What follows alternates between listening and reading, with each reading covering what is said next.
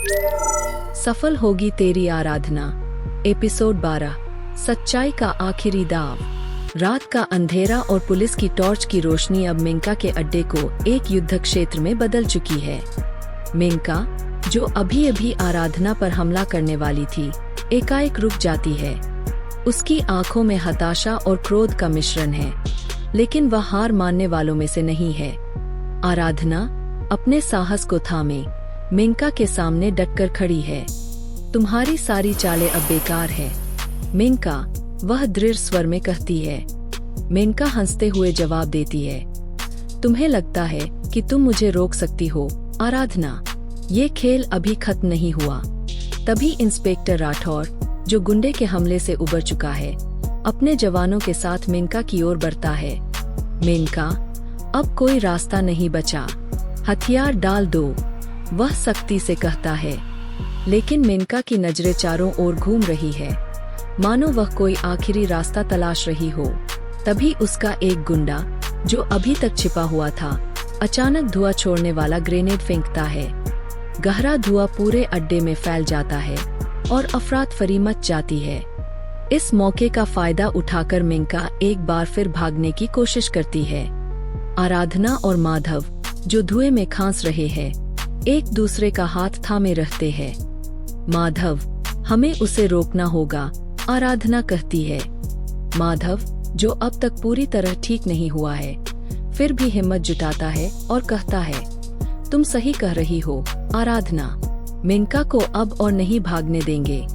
दोनों धुएं के बीच से निकलकर मेनका का पीछा करते हैं। मेनका पीछे के रास्ते से एक पुरानी जीप की ओर भाग रही है, जिसमें उसका एक वफादार गुंडा इंतजार कर रहा है।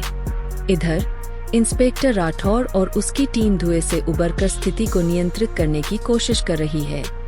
राठौर अपने वॉकी टॉकी पर चिल्लाता है, सभी यूनिट्स पीछे के रास्ते को घेर लो। मेनका भागने की कोशिश कर रही है। पुलिस की गाड़ियां तेजी से अड्डे के पीछे की ओर दौड़ती है, लेकिन मेनका की चालाकी अभी खत्म नहीं हुई है। वह जीप में सवार होकर तेजी से गलियों की ओर भागती है और आराधना व माधव पैदल ही उसका पीछा करते हैं। गलियों में भागते हुए आराधना की नज़र एक पुरानी साइकिल पर पड़ती है, जो एक दुकान के बाहर खड़ी है। माधव, चलो, वह चिल्लाती है और दोनों साइकिल पर सवार होकर मेनका की जीप का पीछा करते हैं। साइकिल की रफ्तार भले ही जीप से कम है, लेकिन आराधना की हिम्मत और माधव का साथ उन्हें रुकने नहीं देता।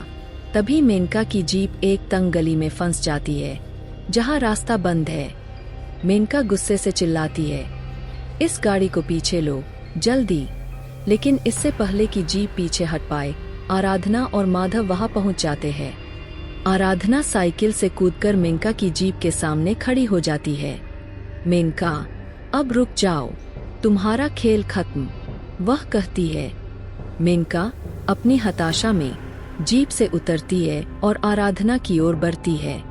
तू बहुत बड़ी गलती कर रही है आराधना, वह कहती है और अपनी जेब से एक छोटा चाकू निकाल लेती है।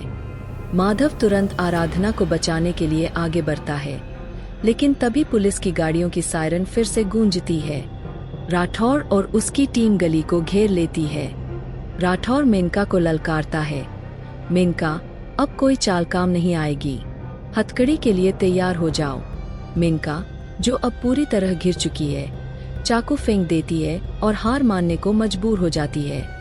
पुलिस उसे हथकड़ी लगाकर गाड़ी में बिठाती है, लेकिन मेनका की आंखों में अभी भी एक अजीब सी चमक है, मानो वह कह रही हो, ये अभी खत्म नहीं हुआ। जैसे ही मेनका को ले जाया जाता है, आराधना और माधव एक दूसरे को देखकर राहत की सांस लेते हैं। लेकिन तभी राठौर उनके पास आता है और कहता है, तुम दोनों ने बहुत हिम्मत दिखाई, लेकिन ये मामला इतना आसान नहीं है। मेनका के पीछे कोई और है, कोई बड़ा नाम, जो अभी तक छिपा हुआ है। यह सुनकर आराधना और माधव के चेहरों पर चिंता की लकीरें उभर आती है। क्या मेनका के पीछे कोई और साजिश है? क्या आराधना और माधव उस बड़े दुश्मन तक पहुंच पाएंगे? और क्या शिवानी, जो अभी भी पुलिस की हिरासत में है, कोई नया राज खोलेगी? कहानी का अगला मोड़ और भी खतरनाक होने वाला है। जवाब मिलेगा अगले एपिसोड में। तो दोस्तों, आप क्या सोचते हैं? मेनका के पीछे कौन हो सकता है?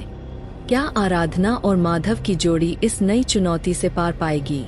अपनी राय बताएं और मिलते हैं अगली कड़ी में।